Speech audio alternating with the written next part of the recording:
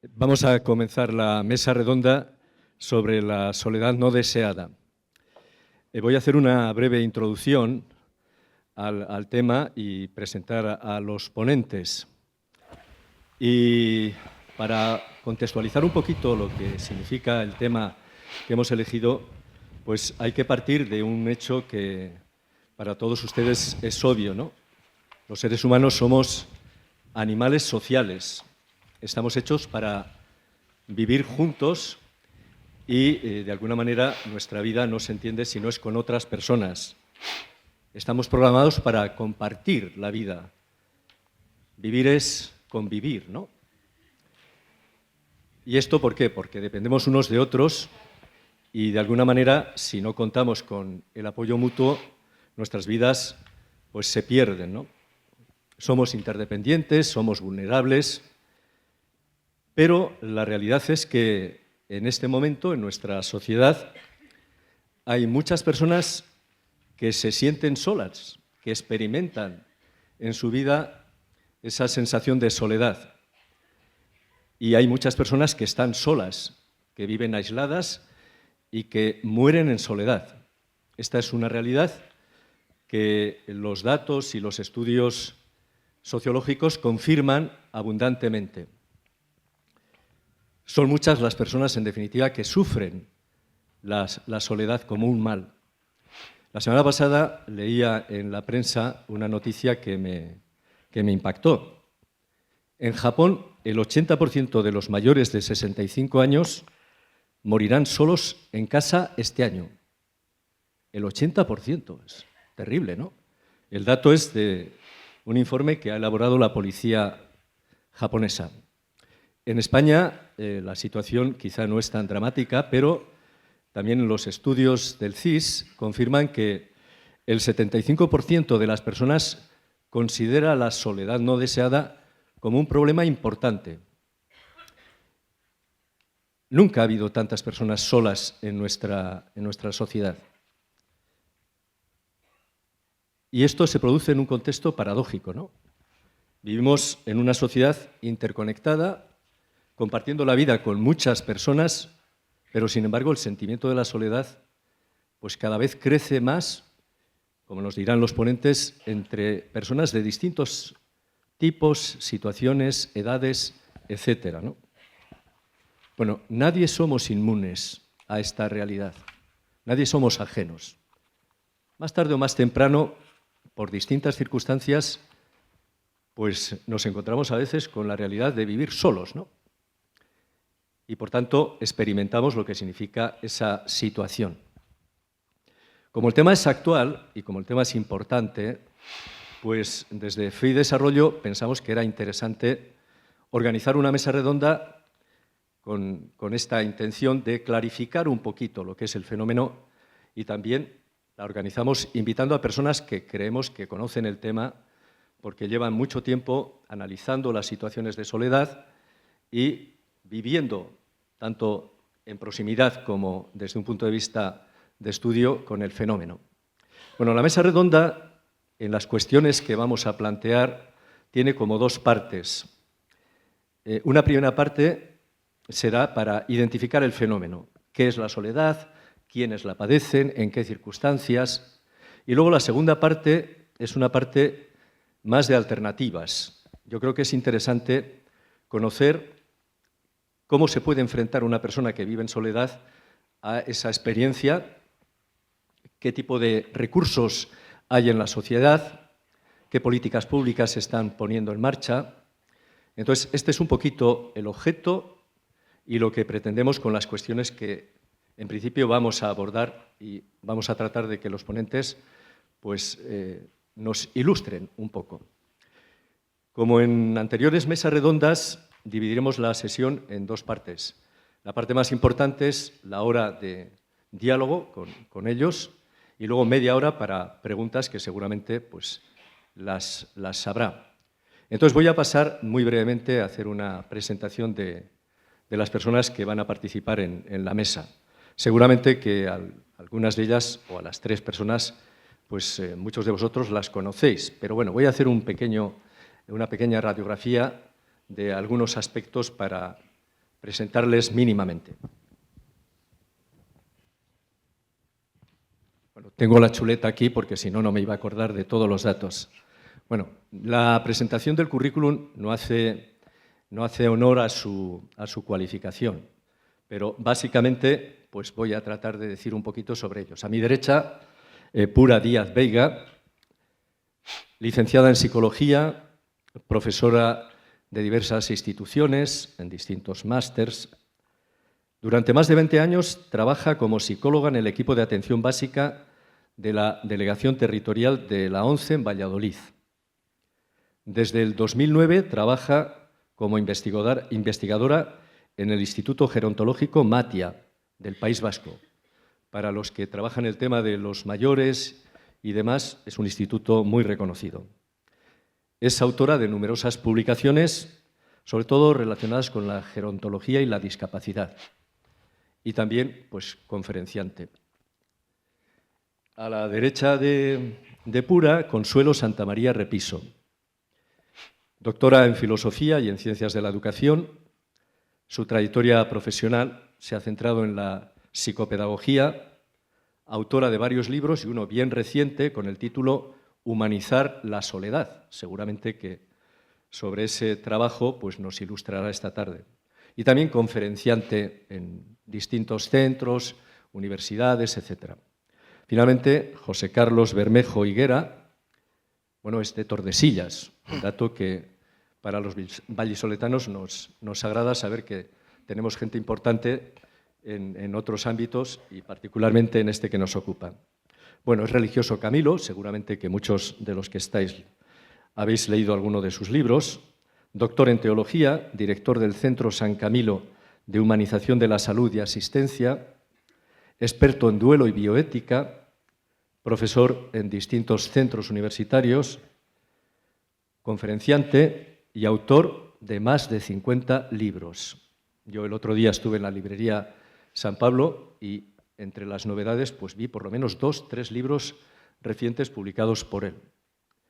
Pues nada más, vamos a comenzar este diálogo con una pregunta introductoria, un poquito para ambientar el tema, y espero que de alguna manera nos sirva también para contextualizar el fenómeno de la soledad. En este momento se habla de la soledad no deseada, como el mal de nuestro tiempo. Algunos dicen, en un libro publicado hace un par de años, que es el mal de nuestro siglo. Se la considera una pandemia. Y la pregunta es, ¿estáis de acuerdo con esta afirmación? ¿Qué opináis? Arrancáis. El que quiera. Bueno, me lanzo. ¿Se me oye? Sí. Bien. Es verdad que se ha descrito la soledad como una pandemia silenciosa. Una pandemia hay que entenderla en el sentido no médico, pero sí tiene unas connotaciones que a mí me parece que está bien puesto la palabra pandemia. ¿Por qué? Pues porque afecta a todos los habitantes de este planeta, a todos, sin excepción.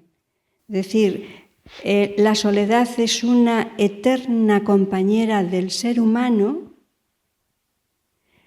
y tiene un tema importantísimo, que es la manera en la que uno acoge o no acoge la soledad.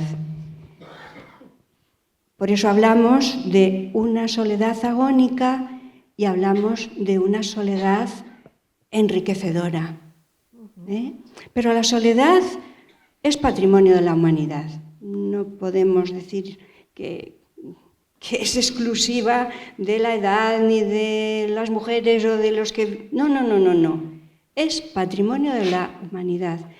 Pero repito, el tema de actitud, el tema de cómo afrontamos la soledad, la puede convertir en algo agónico, no deseado y que genera muchísimo mal, o puede ser una oportunidad para crecer y para desarrollarse, como podemos ver después. Entonces, afecta a todos, afecta a la salud. Hay personas que la soledad les lleva a desarrollar una serie de patologías de salud. Aumenta el riesgo de enfermedades cardiovasculares.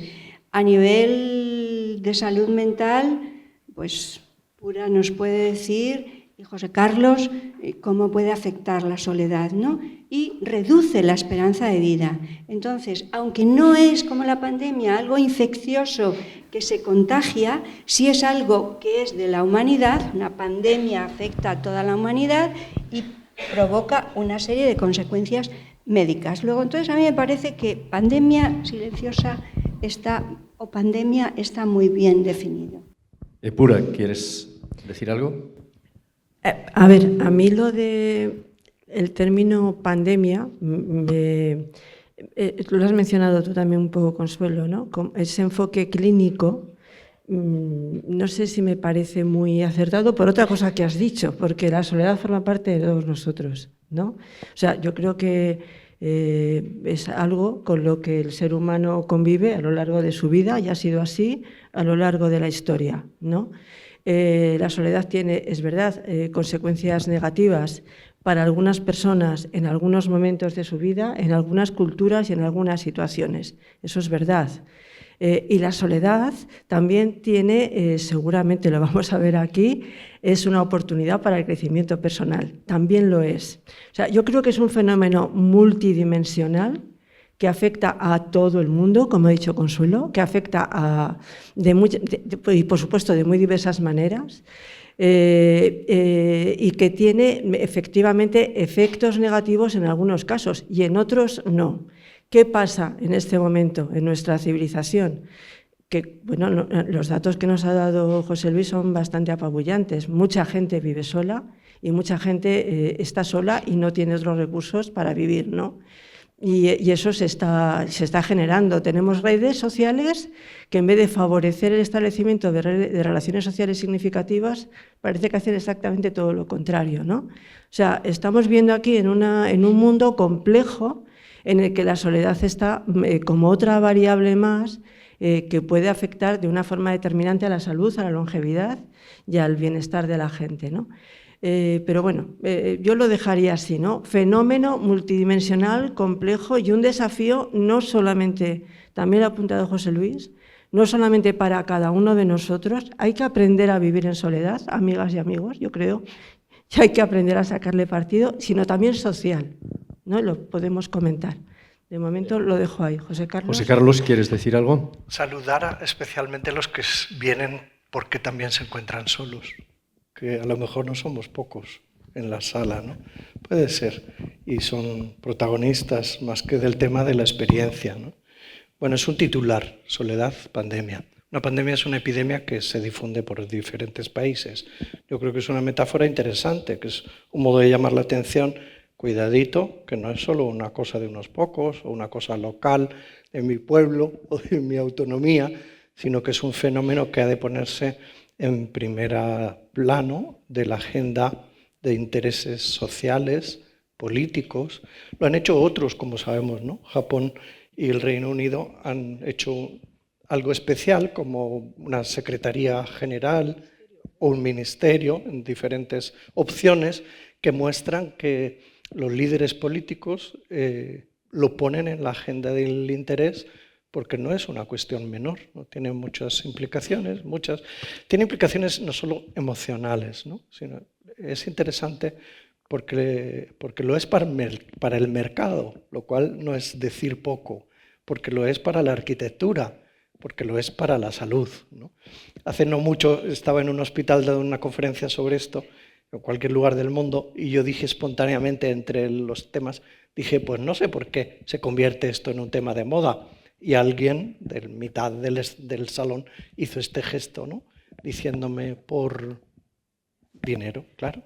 Bueno, también esta es una verdad, y es que interesa también desde el punto de vista económico, que no es un interés menor, porque le afecta a cómo vender los productos y porque es muy caro el resultado de un no abordaje estratégico, político, ¿no?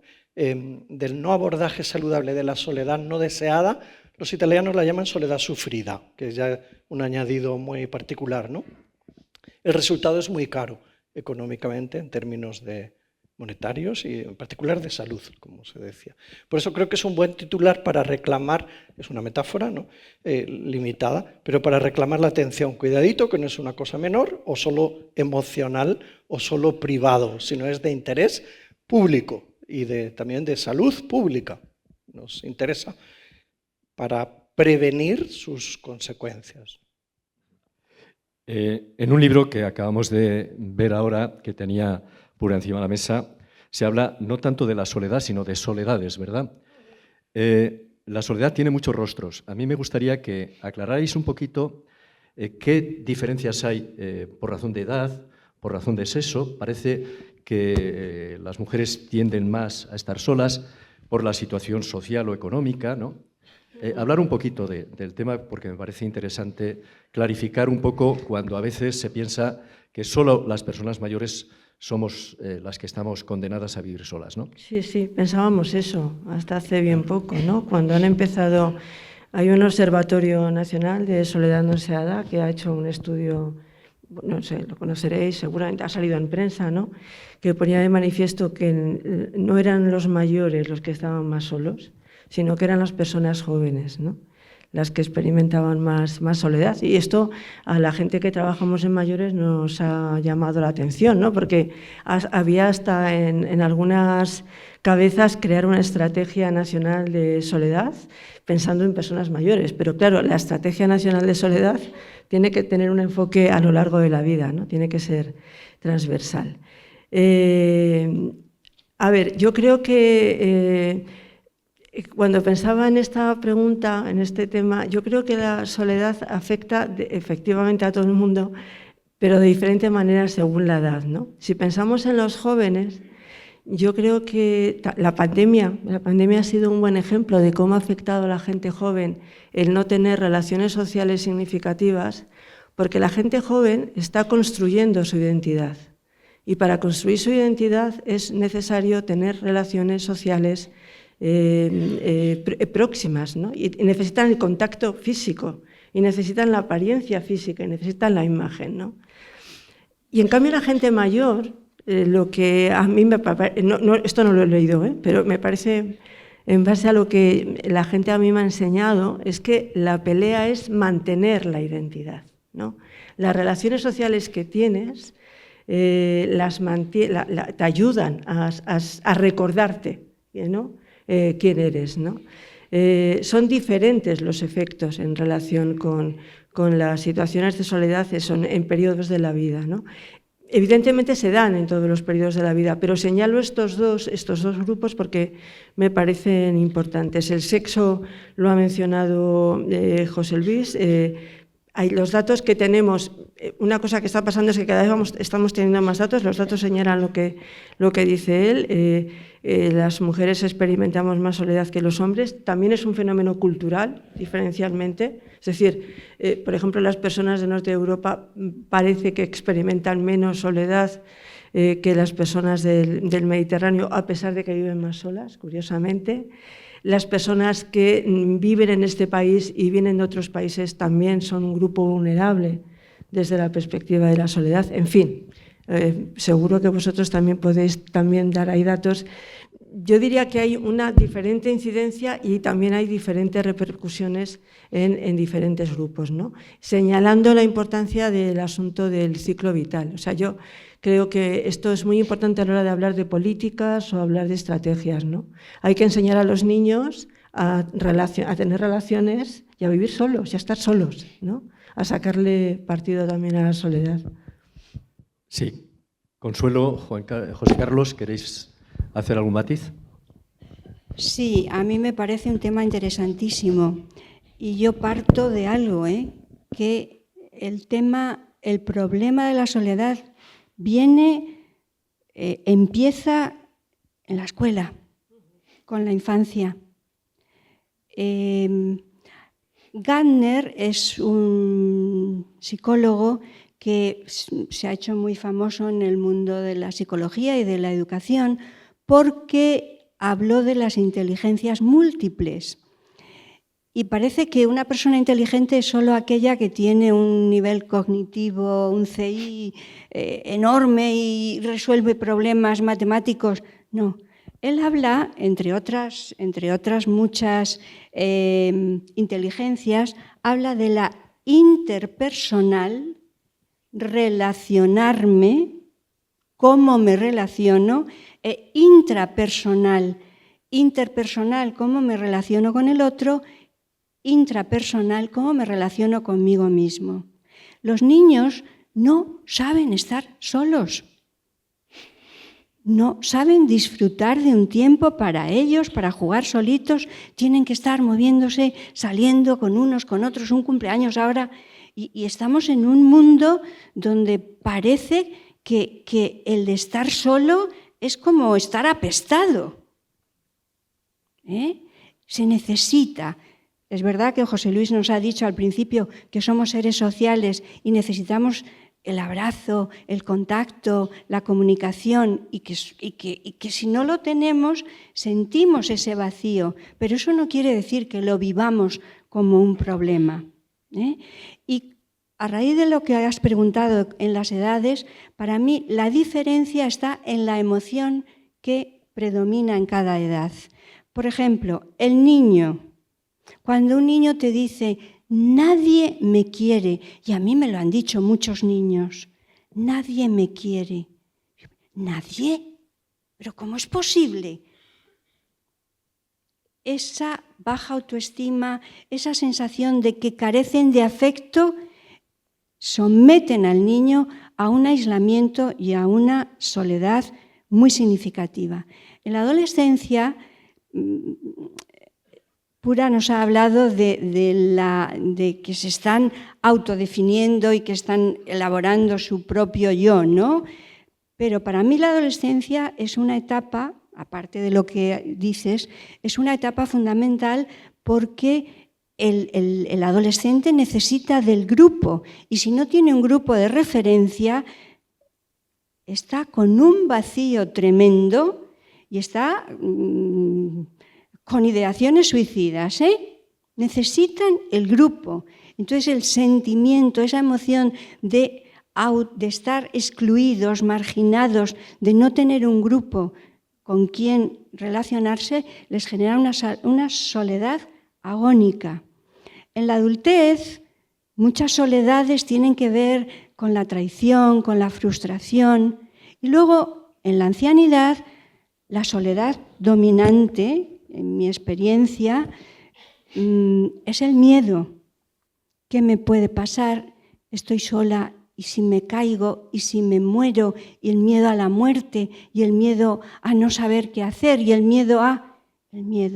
Entonces, sí son las miles de caras de la soledad, pero dirigidas, girando en un planetario en que el centro es una emoción muy significativa según la etapa evolutiva. Por eso no es lo mismo la soledad de un niño que la soledad de un hombre o de una mujer que se ha quedado viuda y se encuentra con un vacío tremendo, que la del mayor que se siente solo. Pero no podemos olvidar el tema educativo. Tenemos que aprender a vivir con nosotros mismos. Al hilo de esto que dices, Consuelo, recuerdo un comentario de un compañero que tuve la oportunidad de conocer el otro día, un profesor de vuestro colegio, que decía que un indicador de adaptación de los niños en el colegio es que en el recreo se relacione con otros niños, ¿no? O sea, en la escuela se aprenden muchas cosas, pero sobre todo para vivir el indicador de ajuste, ¿no?, de éxito, es que si un chico es capaz, ¿no?, un niño, de socializar de una forma correcta, adecuada, pues va a tener ahí un bagaje que le va a ayudar. Claro, Carlos. pesa una connotación negativa desde el principio sobre la soledad, ¿no? Desde el principio. No es bueno que el hombre esté solo en la primera página. de la Sagrada Escritura, ¿no? Hagamos otro semejante a él para que le ayude, para que se relacionen y, claro, pesa una connotación negativa. Antes o después toca distinguir, ¿verdad? No es lo mismo estar solo que sentirse solo. No es lo mismo la soledad fecunda, elegida, la del ermitaño, la del artista, la del creador, la del que duerme, la del que descansa, la del que va al baño, bendita soledad, si es posible. No es lo mismo eso que la soledad mirada en su característica existencial. Si me tienen que operar porque tengo un tumor, por ejemplo, a nadie le van a operar en mi lugar. Si me duelen las muelas, a nadie le duele mi dolor de muelas, por muy compasivo que sea y por mucho que le contagiemos. Es una soledad radical, existencial. La que acabo de escribir antes es buena, la elegida, también elogiada en el documento final del sínodo, ¿sabes? Hay un piropo a los que eligen esta forma y una llamada, atención, atención, a los que viven la soledad como exclusión y marginación, es decir, cuando es la consecuencia de dinámicas que generan una soledad no fecunda, no elegida, no saludable, excluyente del acceso a muchos recursos, a muchos vínculos significativos, ¿no? No solo es el que inmigra solo, sino que es también el que se queda excluido de la mesa de muchas participaciones y de muchos recursos. Y también, aparte de tener tantas caras, la soledad no es lo mismo si es situacional. Uno puede venir solo a esta conferencia y transitar las calles y no pasa nada, porque viene por un lugar seguro y decide así matar la soledad viniendo, entre otras cosas, ¿no? Y otra cosa es la soledad que se prolonga en el propio domicilio hasta el punto de que uno puede morir solo, ¿no? Y que se enteren unos días después. Y otra cosa es la soledad que nos acompaña irremediablemente, por ejemplo, en los procesos de elaboración del duelo. Has citado la viudez, pero es que esta tarde alguien me ha saludado y me ha dicho: yo ya he perdido 2 maridos y 2 hijos. Esta es una experiencia que, por mucho que haya recursos alrededor, es una condición radical de la existencia que hace que tengamos que vivir, sí o sí, nuestra identidad distinta y relacional, pero distinta, separada, y que nadie la puede matar, ¿no? Por eso creo que no son lo mismo unas soledades que otras. Cuando hace unos años, nos empezábamos a interesar por esto, creíamos que la soledad era femenina, que era mayor, que estaba en los domicilios, porque por eso daba titulares en los noticieros, ¿no? En los telediarios: ha muerto una persona sola. Según va pasando el tiempo y según aumentan las sensibilidades y los expertos que miran, como Consuelo, como Pura, cuidado, que la soledad también está en los pequeños, en los jóvenes, ¿no? Que aunque estén conectados o hiperconectados, hay una soledad ahí que es terreno de cultivo de vulnerabilidad para el sinsentido y para el suicidio, ¿no? Creíamos que la soledad como experiencia era identificada en muy buena medida con la soledad habitacional. Y algunas instituciones particularmente nos han ayudado a decir: cuidadito, cuidadito, y han estudiado, ¿no?, el porcentaje de personas que se sienten solas viviendo en comunidad, ¿no? Residencias de mayores, ¿no? Creíamos que ya no se moría en soledad, solo esos casos extraños. Y la Obra Social La Caixa hizo un programa específico, recuerdo, porque nos pidió dibujarlo, diseñarlo, la experiencia piloto de acompañamiento en la soledad al final de la vida, para intentar paliar y disminuir esta experiencia, ¿no? que a mi juicio va en aumento, o al revés, va disminuyendo la sensibilidad ante el morir solo, sea en un espacio o en otro, ¿no? Antes esto nos parecía una barbaridad. Este es un análisis a lo mejor particular después de... No podríamos tolerar que en un pueblo alguien se muriera solo. Estábamos allí velando, hacíamos cosas buenas, rezar el rosario, conversar, a lo mejor hasta molestar, no lo sé, pero no podíamos imaginar que alguien muriera solo.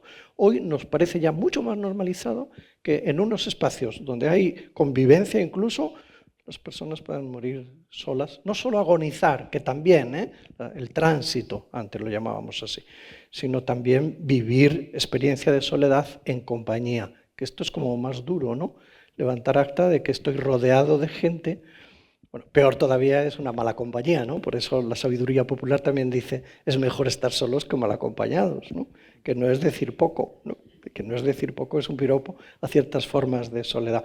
Bueno, va cambiando la mirada, yo creo que es un modo de analizar también tendencias sociales y problemas que tenemos y los valores van cambiando. Hay una organización internacional que analiza cómo evolucionan, ¿no? Los valores cada pocos años para suministrar información a los políticos que hacen sus planes estratégicos, sus propuestas, ¿no? Efectivamente, los valores van cambiando y ahora toleramos mucho más que a nuestro alrededor, aunque sea de convivencia, haya personas que se sienten solas. El último estudio que nos han pedido hacer en nuestro centro de mayores es un estudio sobre el aburrimiento, que es un temazo, ¿eh? El aburrimiento en residencias, que no se mata solo con actividad, sino puede estar conviviendo y sentirse además solo y aburrido. Muy bien. Sí. Cuando te escucho, me acuerdo creo que se destila en lo que dices, la importancia de todo esto que estamos hablando en relación con tener un propósito en la vida, ¿no? O sea, el estar acompañado, el otro, te ayuda a que... Estaba hablando del asunto de las residencias, ¿no? Y el mito ¿no? Las personas mayores que hay en residencias establecen muchas relaciones porque tienen muchos personas de su edad alrededor, ¿no? Y eso es básicamente falso, ¿no? Porque tú lo que quieres, siendo mayor sobre todo, es mantener las relaciones que te hacen sentir como tú quieres, ¿no? Que te ayudan a mantenerte como tú eres, ¿no? Entonces yo creo que esto de estar con el otro te ayuda sobre todo a mantenerte, eso, de alguna forma conectado con la vida como tú quieres estar conectado. No sé si me estoy explicando, ¿no? Esto del sentido de la vida, ¿no? Que es lo que realmente nos mantiene conectados. Y otra cosa que me estaba acordando cuando te estaba escuchando, es que no lo voy a decir porque esto a mí me acaba de pasar, yo me he jubilado hace unos cuantos años, y una cosa que pasa es que dejas de ser tú, ¿no? En un ámbito, ¿no? Entonces empiezas a perder relaciones sociales y dices, Dios mío, ya no soy la que era, ya soy otra, ya no tengo el valor social, ¿no? que eras, porque pierdes esas relaciones y tienes que hacer un ejercicio de volver a reconocerte de otra manera, ¿no? Una cosa que aprendemos los que bueno, hemos podido aprender un poco de vejez y además somos viejos, es este valor enorme de la adaptación, ¿no? O sea, te tienes que revisar continuamente y volverte a readaptar, ¿no? Perdona, es que no quería dejar de decirlo, esto de la readaptación. Sí, para terminar un poquito esta primera parte, luego habrá alguna pregunta sobre las alternativas. Habéis aludido un poco indirectamente a la pregunta que os voy a formular. Normalmente en los estudios se distinguen tres tipos de soledades. La soledad social, la existencial y la emocional. ¿En qué radican las diferencias de estas soledades?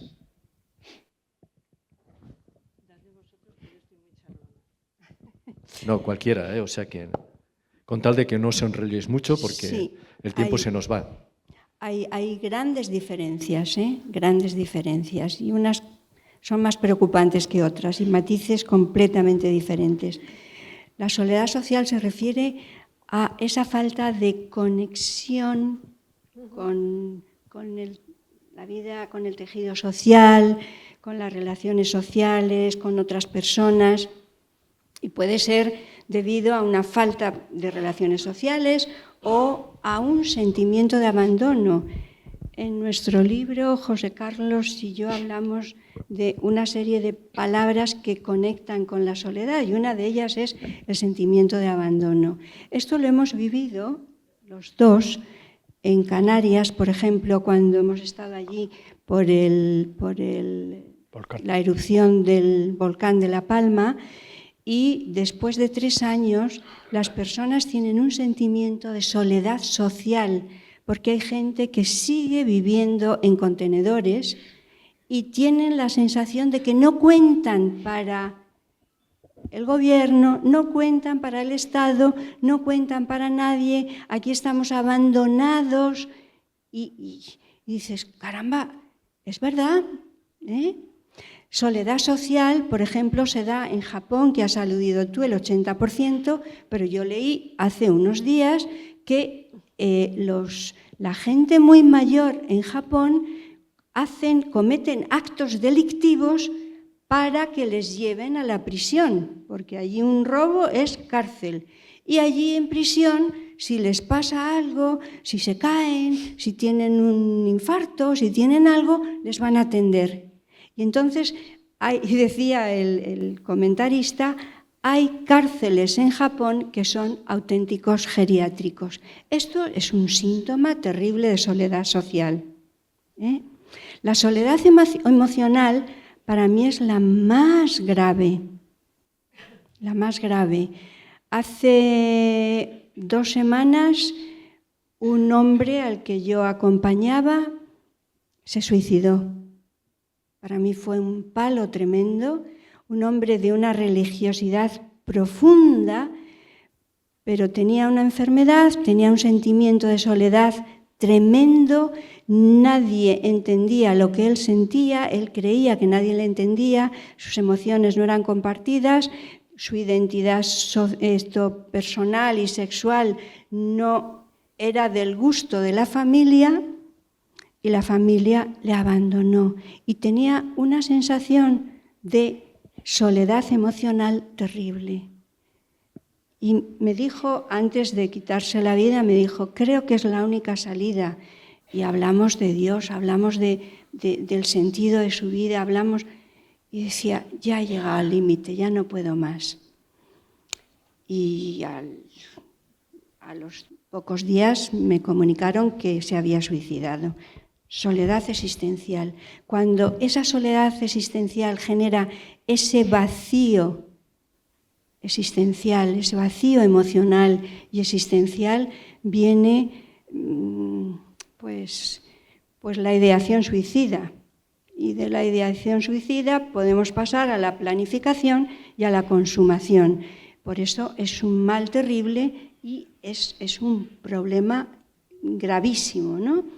Y luego la soledad, la existencial, perdón, la soledad emocional, que se refiere a esa falta de empatía emocional.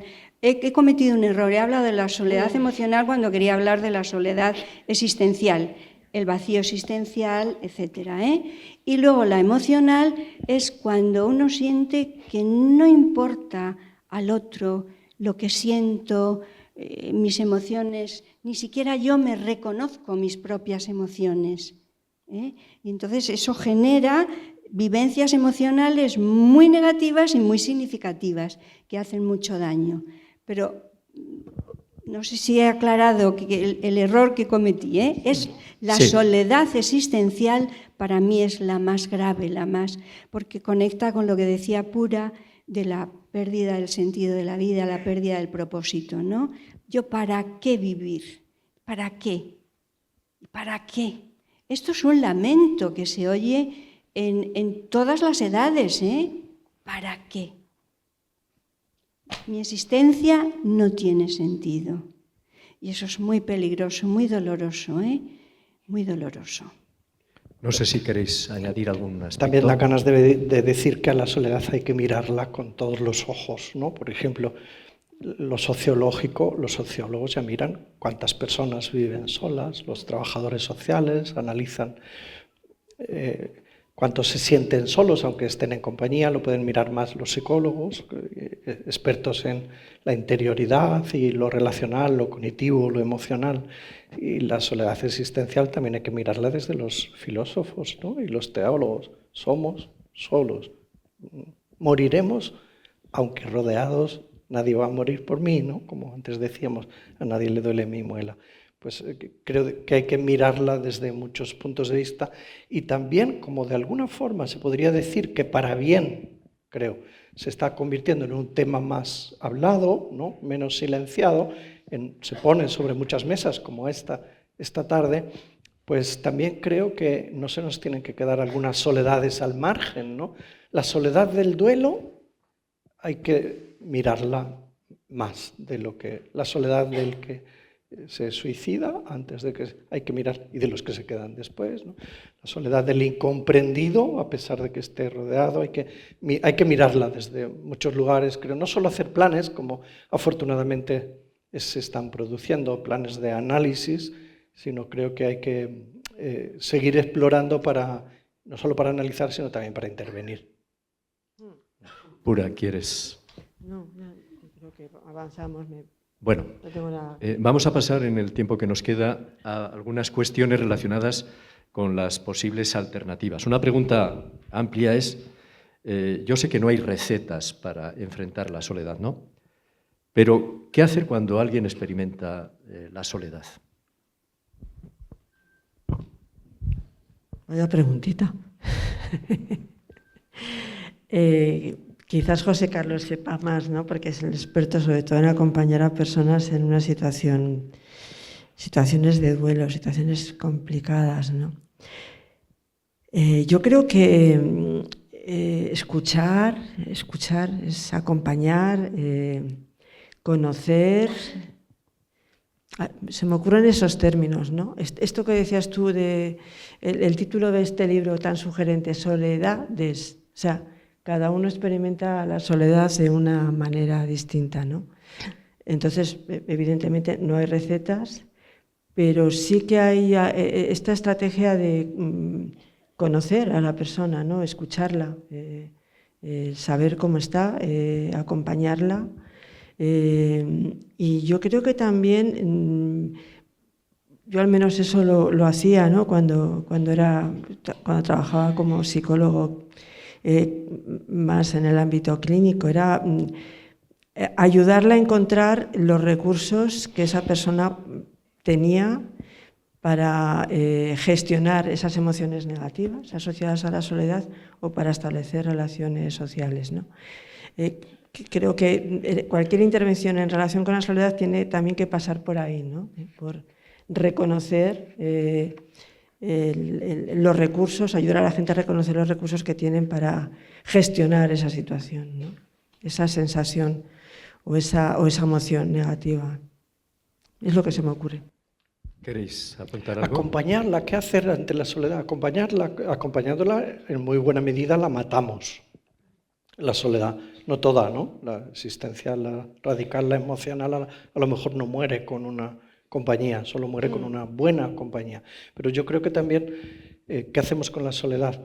Acompañarla para atravesarla, para vivirla, si es posible, para hacerla fecunda, para que produzca algo, para que sea menos sufrida, para que no sea solo poblada de aullidos de la televisión o de ruidos que hasta después te hacen sentir mejor, sino que acompañar a vivirla como uno elija. De ahí nace también el poeta, ¿no? Que él es capaz de cantarla y de elogiarla bellamente. Y el poeta doliente hasta genera un género literario particular, ¿no? Las elegías desde la soledad y el corazón roto. Creo que hay que paliarla también en la medida de lo posible, además de no ignorarla. O sea, creo que son muchos verbos. También hay que motivar yo me siento solo. Bueno, pues a lo mejor también hay un poco de opción. Entonces, si realmente quieres hacer algo, hay que motivar, o sea, buscar arrancar los motores.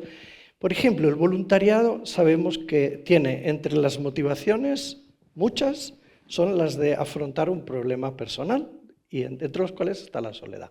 Bendito voluntariado, si es organizado, bien formado, supervisado. Una vez estudiamos cuántos de los voluntarios de nuestro centro de escucha especializado en acompañar el duelo, ella sabe más desde la experiencia, Consuelo, cuántos habían iniciado su voluntariado desde una experiencia de duelo personal, la mayoría. ¿Y qué tiene esto de malo? En principio nada. Uno podría decir, pues es un comportamiento más egoísta, uno busca sentirse bien haciendo el bien. Bienvenido retorno de la compasión, ¿no? Satisfacción por compasión, es muy bienvenido. Requiere selección, el momento adecuado, formación, supervisión, pero qué bien que el voluntariado para algunas personas, porque es un modo de hacer fecunda la soledad. Antes cuidabas a tu marido, ahora tu marido ha muerto. Pues o te mueres de asco en la soledad, porque el duelo puede matar, en la soledad puede ser letal, ¿no? Se ha muerto de pena, decían en mi pueblo ahora decimos de duelo patológico.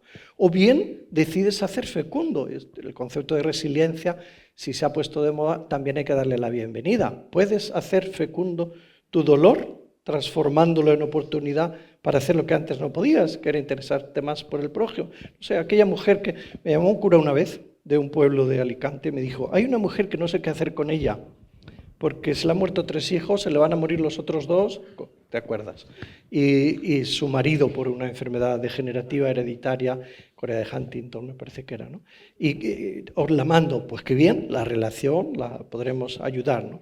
Esta mujer después se quedó sola, murieron todos, ¿no? Sola. Nos contaba, Lola nos contaba, yo tengo un sentido a mi vida, le estoy dando un sentido a mi vida haciéndome voluntaria pero espontánea. Me levanto cada mañana, les doy un beso a todos, que les he puesto una foto en el cuarto de estar a todos, mis hijos y mi marido, y busco en el pueblo a alguien que pueda necesitarme porque a lo mejor tiene un hijo un poco enfermo, que yo bien sé lo que es tener a los hijos enfermos hasta que hayan muerto.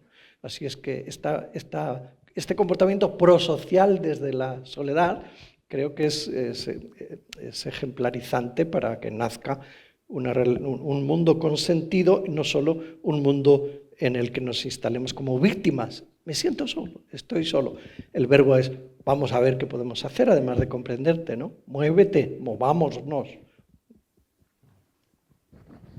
Consuelo, ¿quieres? Sí, en el acompañamiento a personas hay una palabra clave que ya se ha dicho por José Carlos y por Pura, y es mágica casi, como dirían los niños, y es la palabra aceptar. Aceptar.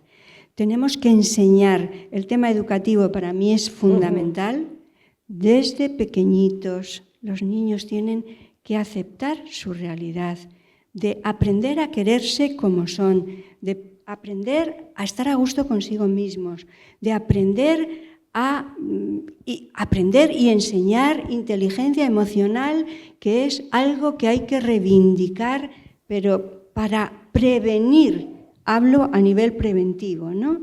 Porque a veces es verdad que la escucha sana, y en esto José Carlos es un experto, la escucha sana, una escucha activa, empática, compasiva, que genera esperanza y que genera fortaleza para afrontar los momentos de soledad, los momentos más duros de la vida, como puede ser el suicidio de un hijo, la pérdida de tu esposo, de tu mujer, de hijos, etcétera, etcétera.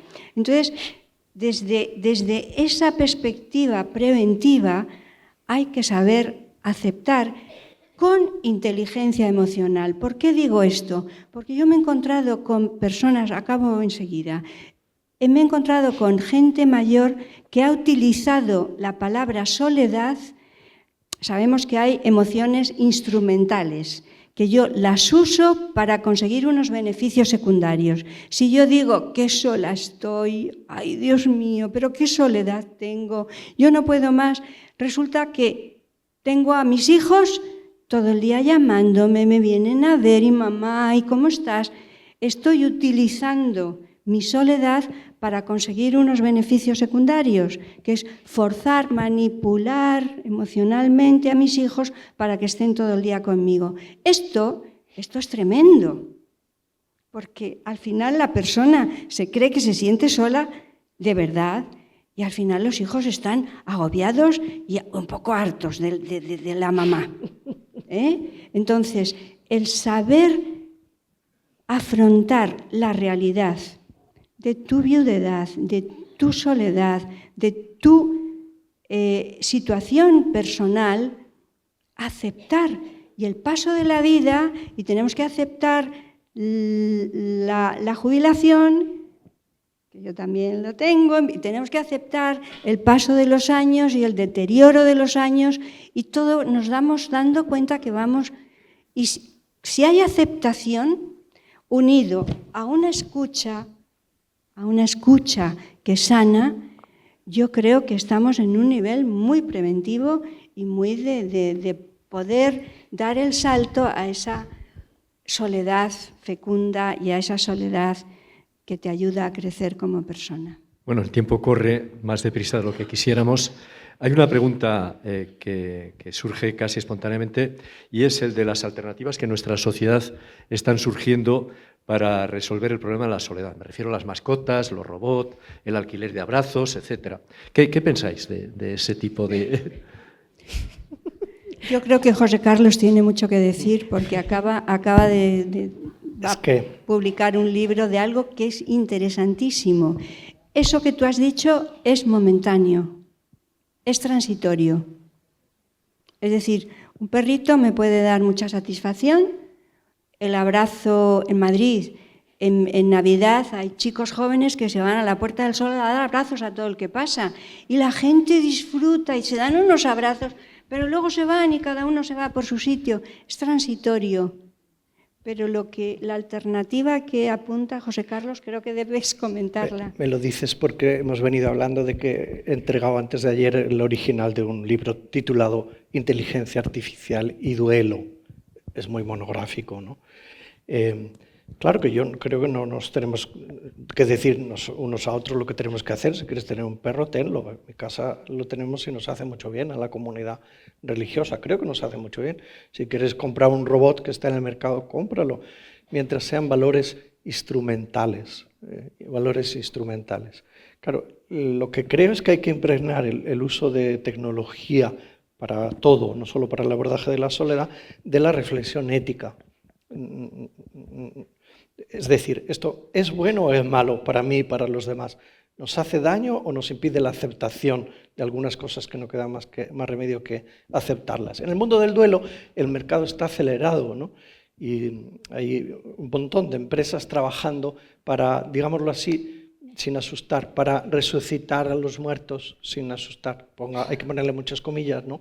O sea, para recuperar a través del rastro digital que vamos dejando a los que ya han muerto biológicamente. El cuerpo pasa a ser una cuestión de arqueología, el cuerpo de carne, ¿no? Les damos vida en el mundo internautico a partir del rastro digital y seguimos interactuando con ellos, chateando. El cine lo ha mostrado en algún episodio de Black Mirror, ahora mismo vuelvo, es muy sugerente sobre esto, ¿no? De que muestra esta posibilidad de seguir lo que hemos querido hacer siempre y lo hacíamos de otra manera. Íbamos a los cementerios y hablábamos con los difuntos, ¿no? Ahora podemos...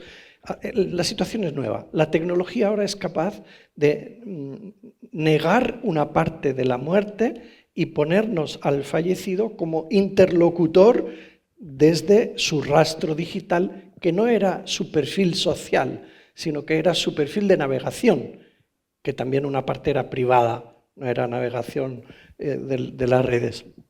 Bueno, esto genera muchas dificultades también desde el punto de vista psicológico. Parece fantasía, pero no lo es, ¿no? No lo es. Ha habido varias películas. Mi vida sin mí, que es ya vieja, ¿no? Fue una hipótesis de que una persona consciente de que se iba a morir quería dejar la posibilidad de seguir interactuando con ella. En aquel caso era seguir escuchando cintas de aquel tiempo, ¿no? Pues grabando mensajes y preparando su post-mortem. El post-mortem biológico ahora no coincide con el post-mortem internautico, digital, ¿no? Entonces, el uso de la tecnología creo que sencillamente ha de ser sometido a la pregunta de toda la vida, ¿no? ¿Esto ayuda o genera más dificultad? No solo en términos de satisfactores inmediatos. Pues qué bien si puedo hablar con mi madre, que la resucitamos, y con su voz recuperada y con su perfil recuperado, pues sigo interactuando después de que falleció. No solo es técnicamente posible, sino vamos a preguntarnos si esto me ayuda a vivir de manera sana desde el punto de vista mental y a vivir una soledad existencial que me seguirá caracterizando, y si no me va a preparar nuevos duelos, ¿no? Una vez me escribió un email del norte de Europa una persona que decía: estoy preparando una empresa que quiere proponerse para tratar los restos de los difuntos en compost convertirlos en compost y entregarlos de vuelta un año después a los supervivientes que lo paguen, ¿no? Los restos de mi hijo, pues en una maceta con una planta. La pregunta es, ¿y esto te va a generar bien o te va a impedir pues luego tener que aceptar que la planta se seca o que te vas de vacaciones? Nuevos duelos que no están previstos cuando uno se admira ante las posibilidades en el mercado, ¿no? Porque el mercado también aprovecha la soledad y fragilidad para sacar las perras a quien se ponga a tiro, ¿no? Bueno, entonces la tecnología yo creo que es bienvenida. La demonización de la tecnología es una tentación de toda la vida, ¿no? De la mitología griega, ¿no? Robar el fuego como representatividad de la capacidad de transformar la naturaleza y castigarlo por haber robado el fuego. Es bienvenida toda la tecnología, pero no todo lo técnicamente, en principio, no todo lo técnicamente posible hace bien. Por eso la robótica, que nos va a ayudar cada vez más, es bienvenida. Si yo estoy solo y el robot me ayuda porque me da información, me recuerda la medicación, me ayuda a hacer transferencias de cama a la silla de ruedas, me ayudará en cada vez más cosas, es bienvenida si eso no mata las posibilidades y los deberes relacionales que tenemos como carnosos. Yo creo que carnosos, de cuerpo presente, vivo, ¿no? Los deberes sociales que tenemos unos para con otros, ¿no? Ura, ¿quieres añadir algo? Miedo me da lo que has dicho. Pero, a ver, yo creo que el mercado es listo, ¿no? Y, bueno, plantea bien cuestiones bien interesantes, ¿no? Bien para la reflexión. Yo creo que hay, en esto de atajar, ¿no? la soledad, yo creo el asunto de no voy a hablar de eso porque ya lo he comentado suficientemente. Creo que hay una cuestión de orden político y de orden personal. Es decir, yo creo que hay que hacer lugares que sean amigables, en los que la gente se pueda relacionar, ¿no? En los que la gente pueda establecer relaciones sociales de una forma sencilla y normalizada y natural. Por ejemplo, en el librito de Soledades me ha llamado mucho la atención que hay un montón de páginas dedicadas a intervenciones psicológicas en relación con la soledad, que están muy bien, pero seguramente hay otras muchas que no tienen nada que ver con la patología de la soledad, ¿no? Estoy pensando en políticas públicas como la educación, que ha comentado Consuelo. Estoy pensando en políticas públicas relacionadas con el urbanismo. Estoy pensando en políticas públicas relacionadas con la vivienda, en cómo vivimos, en qué barrios vivimos. Estoy pensando en políticas públicas relacionadas con el ayudar a la gente a envejecer y a adaptarse a los cambios asociados al envejecimiento, que hay un montón de ellos negativos y alguna cosa positiva.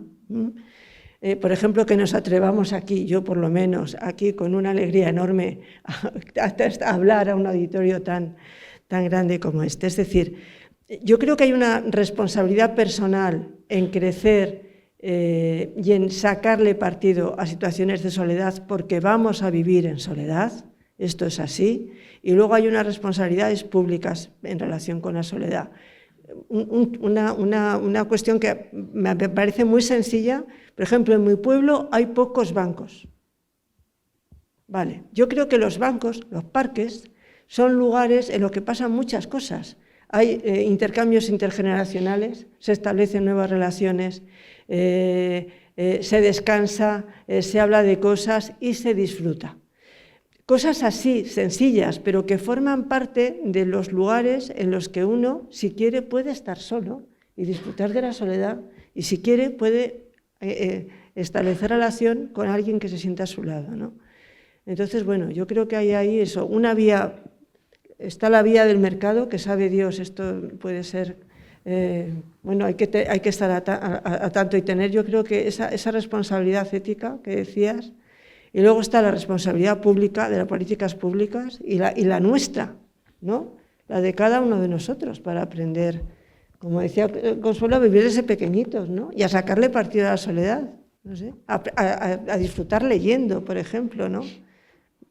Actividades que uno solo puede hacer en soledad, ¿no? Bueno, hemos llegado al tope que nos habíamos planteado.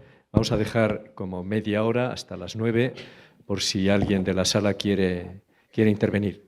Quedan muchas cuestiones pendientes. Todo este tema de los recursos y las políticas públicas pues ha quedado pendiente. Ahora Pura ha aludido a él.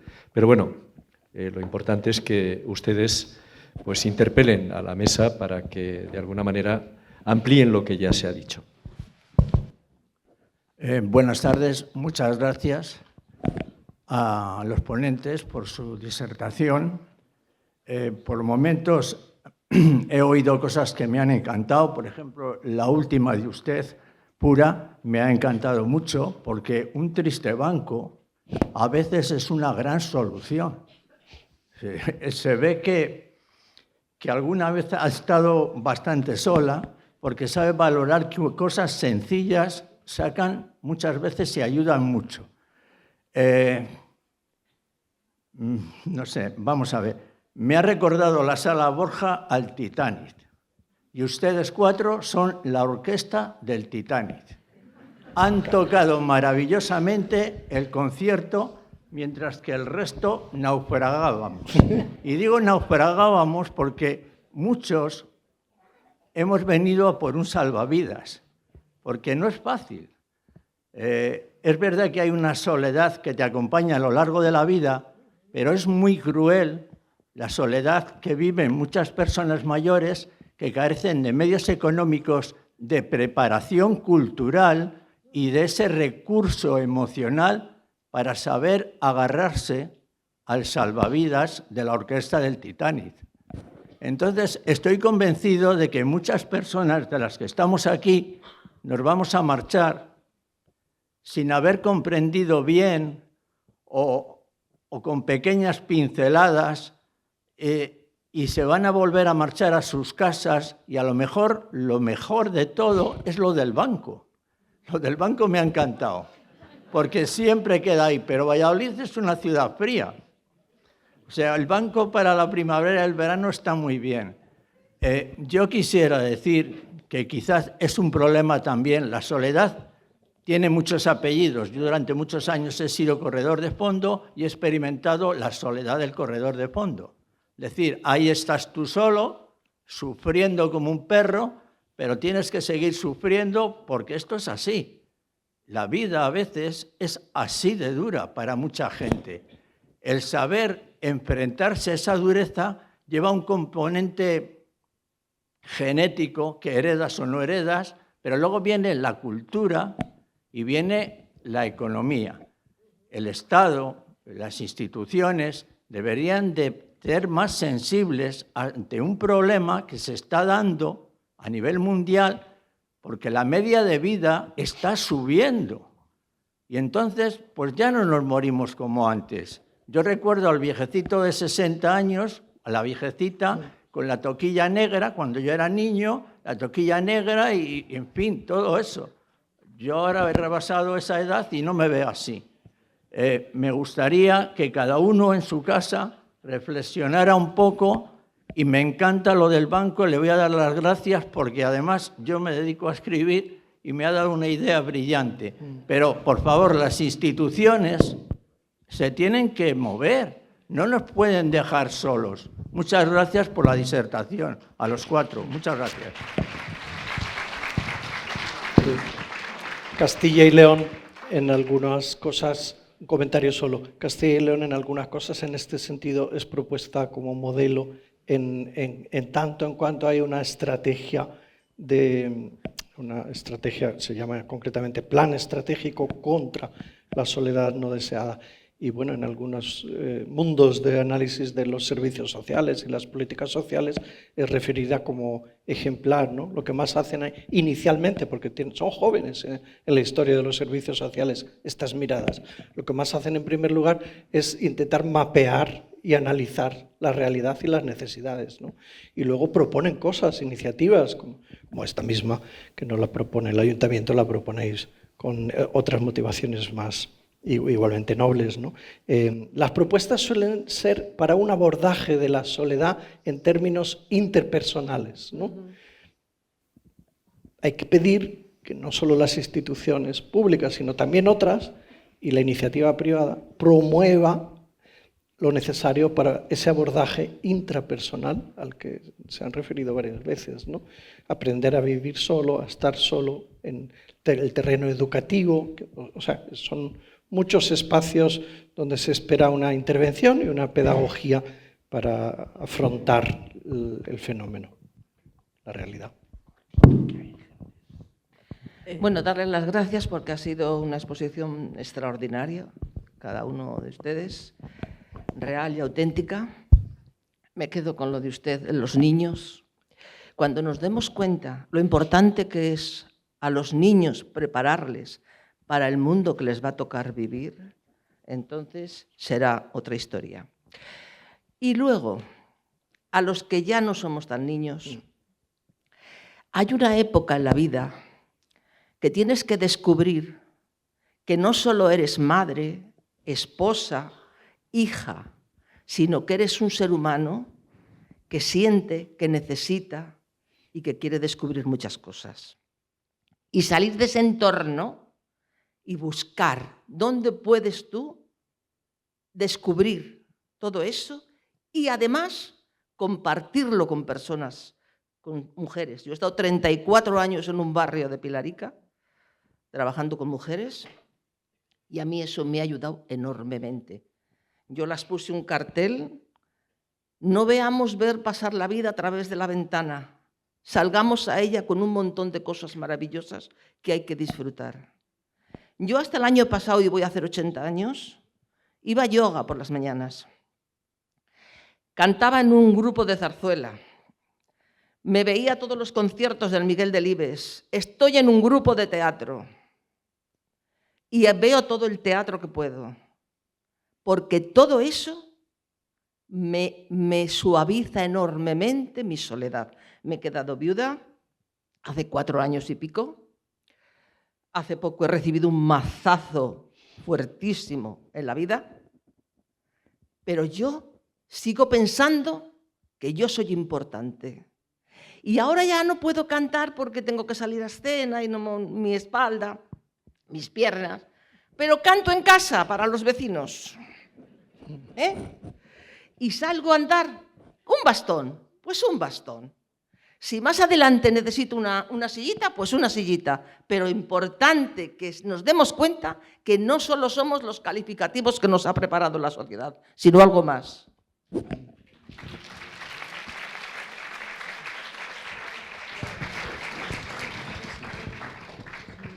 Estamos en Valladolid, si es que también es que me surge espontáneamente, pero Valladolid es muy rica en escultura, ¿no? Mucho, mucho, mucho. Y también hay muchas soledades. Una imagen religiosa que evoca una experiencia de una soledad tan dura como la de que hayan asesinado a tu hijo y a lo mejor hasta lo tiene en los brazos, ¿no? O sea, ¿cuántas bellezas hay? No somos tan expresivos como los andaluces, pero los que nos movemos también descubrimos cosas bellas en las soledades de Andalucía. Por ejemplo, en algunos lugares, cuando desfila la soledad por la calle, algunas procesiones, algunos la piropean y la dicen guapa. Es lo que me ha parecido escuchar, ¿no? Estoy en una experiencia también de soledad, pero la consigo hacer bella, cantando, actuando, ¿no? Guapa. Ahí está la cuestión de la actitud, que es clave, ¿no?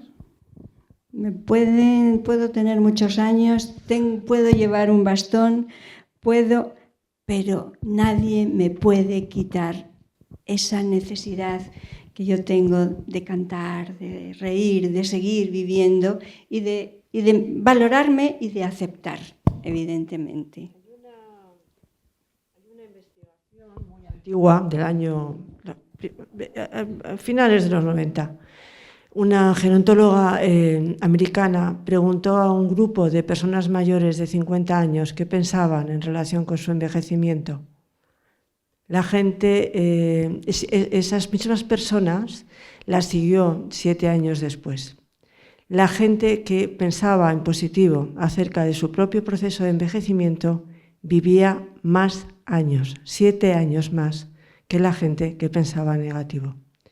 Eso viene a refrendar lo que acaba de decir Consuelo. Es decir, Si nosotros pensamos como la maestra que nos acaba de hablar, la señora esta que no para, que vértigo me ha dado la vida que lleva, pues seguramente no tendremos unas expectativas de vida mejores y posiblemente unas expectativas de vida libres de discapacidad durante más tiempo, ¿no? O sea, es muy importante lo que pensemos acerca de nosotras mismas, sobre todo. Buenas tardes. Yo quería darles las gracias a todos los ponentes por esta mesa redonda, en la que además creo que es un tema que es fundamental, porque como habéis mostrado es una realidad que nos vamos a encontrar sobre todo las nuevas generaciones. Las familias se han hecho más pequeñas, cada vez hay menos hijos, cada vez hay más gente soltera, cada vez se vive más, con lo cual las enfermedades que se desarrollan con la edad pues son cada vez más severas. Y yo la pregunta que quería haceros a toda la mesa en general es ¿qué puede aprender España de los países del norte, por ejemplo, Finlandia, Suecia, Noruega, donde las familias se desintegran muchísimo antes, a los 18 años los hijos abandonan la casa y por tanto hay mucha más gente que sufre la soledad? ¿Cómo han conseguido ellos resolverlo? Si lo han conseguido, porque también es cierto que en estos países las tasas de suicidios de personas mayores es altísima. Y en otro ámbito, países que nos llevan ventaja en el envejecimiento, como puede ser Japón, que es el país con mayor número de centenarios del mundo. ¿Cómo han sido capaces de integrar a estas personas mayores y cómo están resolviendo el problema de ese envejecimiento extremo? Muchísimas gracias.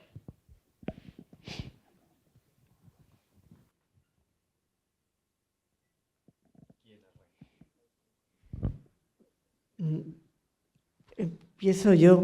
A ver, dentro de lo poco que yo puedo conocer, o sea, hay una dimensión cultural en este asunto de la soledad, ¿no? En relación con el norte y con el sur. Tengo una amiga, Maite Sancho, que es la actual directora del Inserso, que dice que en este país, en relación con las personas mayores y con los cuidados, funcionamos con el modelo gallinero. ¿Qué quiere decir esto del modelo? Me está quedando a mí una charla muy entre lo del banco y el modelo gallinero. ¿Qué quiere decir el modelo gallinero? Os doy otro ejemplo. La persona que me corta el pelo me dice, pura, me acabo de comprar un piso. Digo, sí, ¿dónde te lo has comprado? No, nada, al otro lado de la calle de mi madre.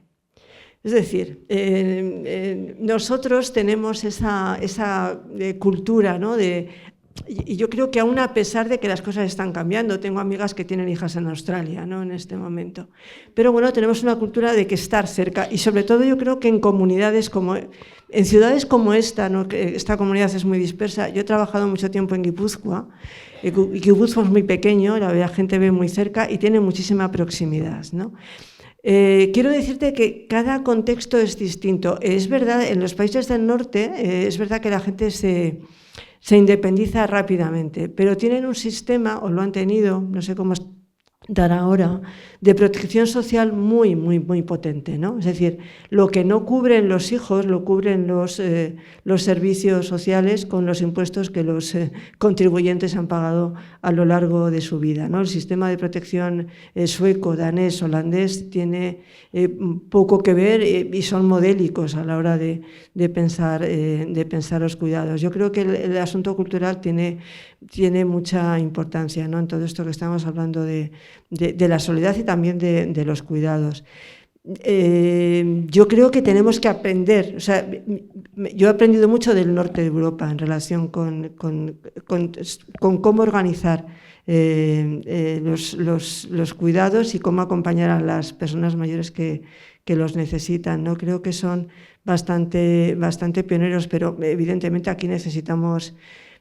No podemos hacer depender todo de la familia, por ejemplo, ¿no? Esto del modelo gallinero tenemos que tratar de diluirlo un poco, porque cada vez hacen falta más, hay más personas mayores, como has dicho, cada vez requieren más cuidados y cada vez somos menos las que cuidamos, ¿no? Con lo cual necesitamos más recursos. Estoy hablando de dinero, ¿eh? No estoy hablando de cosas poéticas, no estoy hablando de de pasta ANSA. Yo creo que hace falta. Tenemos hace poco otro colega y yo abrimos os invito a firmar si queréis, una iniciativa en Change reclamando que en este país haya un IPC dedicado a cuidados similar al de los países de Europa, ¿no? Nosotros no llegamos al 1% del IPC dedicado a protección social, la media europea es del 1,5%. Tenemos todavía mucho que avanzar. No sé si te he respondido algo. ¿El modelo gallinero qué quiere decir? El modelo gallinero es que estamos todos juntos, físicamente también, ¿vale?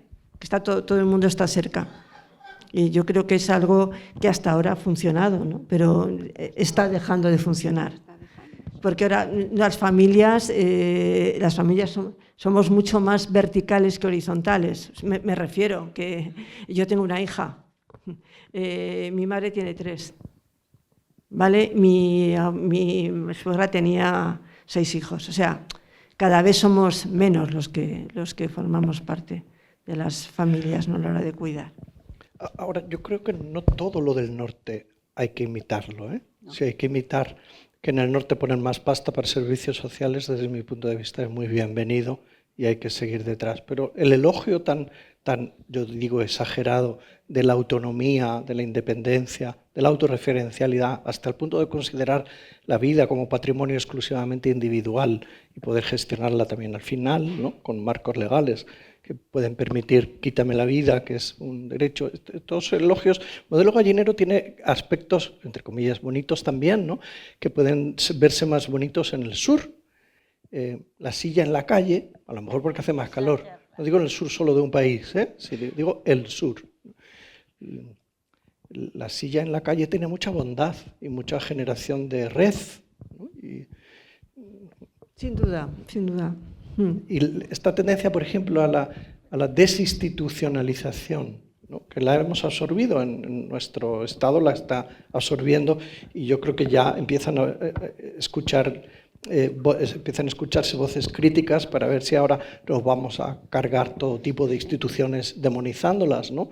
Las residencias son necesarias, serán un mal mejor, son, yo diría en este momento, imprescindibles, por mucho más que exaltemos un modo de vida más separado, individual, como en el norte de Europa. Claro, ¿cuánto cuesta enfrentar el envejecimiento en el norte de Europa? ¿Podemos en nuestras latitudes o tenemos que vivir? A ver, ahí te digo, es verdad que hacen falta lugares, alojamientos de cuidados, pero no las que tenemos. No las que tenemos. Yo creo que las personas que... O sea, yo creo que es intolerable que haya 2 personas que convivan en una misma habitación con 1 metro de por medio con camas en paralelo. No es digno. No es digno. Eso tiene que desaparecer. Absolutamente. Se lo digo a una persona que dirige una unidad ejemplar, y él seguro que está de acuerdo conmigo. Entonces yo creo que eso es lo que estamos tratando de pelear durante algún tiempo algunas personas, ¿no? Porque no es digno, sencillamente. Entonces, bueno, yo creo que no es digno eso, 150 personas viviendo en un edificio. Bueno, pues a lo mejor, efectivamente, ¿cuánta gente vive en tu unidad?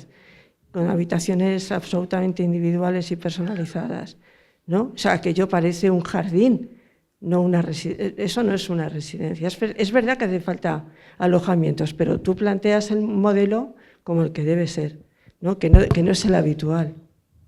Yo creo que ahí estamos. En el abordaje de la soledad creo que es muy interesante considerar este aspecto, ¿no? Porque efectivamente hay personas para las que la solución a la complejidad de su vida es también buscar una comunidad de convivencia, ¿no? Y aquí no tenemos 5 o 6 mil euros por barba para... Sí, no lo sé. ¿Se puede? No, que estamos aquí en un debate, José Carlos y yo, pero nada, lo terminamos. Es caro, efectivamente. Pero yo creo que estamos en el camino, ¿no? En el camino de que la gente reciba cuidados en casa, hasta que sea posible, y ir hacia una transición. Esto no se puede cambiar de de un día para otro, pero yo creo que también la sociedad civil tenemos mucho que decir en relación con eso y exigir a nuestros políticos. O sea, os comentaba lo del IPC, ¿no? O sea, hay que colocar los cuidados en la mesa del Consejo de Ministros y que también Hacienda conozca esta necesidad y tenga que decir algo. O sea, yo creo que somos mucha gente ya. Sí, eso es verdad, pero no podemos olvidar que el sentimiento de soledad es subjetivo, y que por muchos medios y recursos que se pongan al servicio, es la persona la que se puede sentir sola en un palacio o en una habitación de 1 metro cuadrado, así. Es la persona.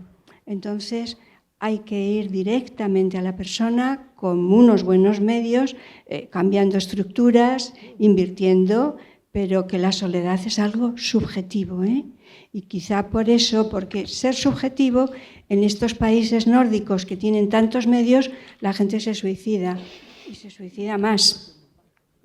Y también tampoco podemos olvidar que la espiritualidad, por ejemplo, que no lo hemos tratado, pero la espiritualidad cristiana es una fuente de consuelo, es una fuente de armonía personal, es una fuente que te invita a estar con otros y vivir en una comunidad cristiana y a sentirte parte de algo que es muy importante, ¿no?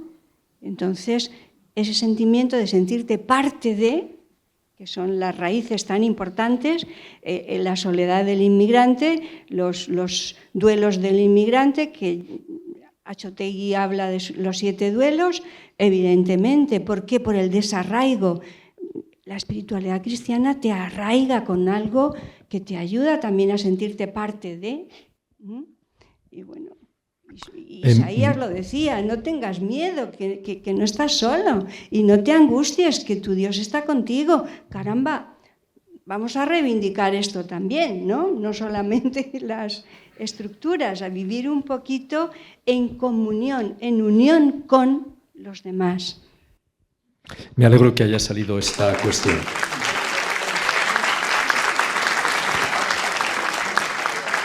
Sí, lo digo porque las distintas preguntas que nos quedaban por formular a la mesa, una de ellas era esta precisamente: ¿qué aporta la espiritualidad cristiana ante el problema de la soledad, ¿no? Bueno, algo Consuelo nos ha dicho. Nos quedan 5 minutos. Una última pregunta y cerramos la mesa. Buenas noches y gracias a ustedes por la charla que nos ha dado. Pero la verdad es que yo no le he sacado provecho ninguno, Me pasa lo que ese señor. Porque la verdad, le estoy preguntando, los niños me está diciendo que hay que educarles. Creo que la educación empieza por casa, no empieza por los colegios. Si a los padres no les educas cómo, pues al niño no le vayas a educar en el colegio. El cariño que estamos diciendo y aprendemos es empezando por los padres. Luego tenemos otro problema, que tienes a las personas mayores, que tenemos los nietos y empiezan, yo como tengo que llevar al nieto al colegio, no le das el valor a ti misma, porque los niños son de los padres, no de los abuelos también. Y creo que hay que tener un poco de ilusión cuando tú empiezas a ser mayor y a vivir para ti. A vivir para ti, como decía esta señora, o bien bailando, o bien haciendo alguna actividad, o viajando, o haciendo lo que sea. Pero hay que vivirla, pero tú misma. Yo, por lo menos lo digo por mí misma, que lo he apreciado y lo he visto, que tienes que vivir para ti. Yo tenía un sacerdote que a lo mejor le habéis conocido, que era de San Viator, y me enseñó una parte que la llevo a rajatabla, porque me encanta. Dices, vamos a ver, de 2 días en tu vida, tú no eres dueña de ellos. Y me preguntó, ¿sabes cuáles son? Yo lo respondí, el día de la vida, digo, el día que naces y el día que mueres. Pues no, señor, no es así. Es el día de ayer que ya se ha pasado, recuerda los momentos bonitos, y a una persona mayor, cuando la recuerdas los momentos bonitos, la alegras y lucha por eso. Y el de mañana que no ha venido, planifícale, pero no le vivas. y tienes una cantidad de segundos que Dios te manda y vive, levanta por la mañana, reza un Padre Nuestro y mírate al espejo. Que la mejor eres tú, no hay otra. Gracias.